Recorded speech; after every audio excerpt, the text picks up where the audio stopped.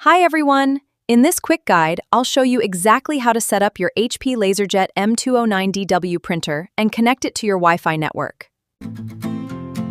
Just follow these simple steps, and you'll be printing wirelessly in just a few minutes. First, remove all packaging materials and protective tape from the printer. Plug in the power cable, turn the printer on, and load plain paper into the input tray. Make sure your Wi-Fi router is powered on, and your phone or computer is connected to the same network. Next, download the HP Smart app on your smartphone, tablet, or computer. Once installed, open the app and sign in or create a free HP account if prompted. In the HP Smart app, tap Add Printer. If your HP LaserJet M209dw isn't detected, press and hold the wireless button on the printer for about 5 seconds, until the wireless light starts blinking.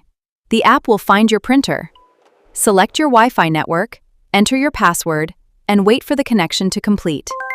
Once connected, the HP Smart app may automatically install the necessary drivers.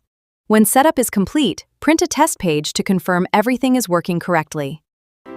Your HP LaserJet M209dw is now ready for wireless printing from your computer or mobile device.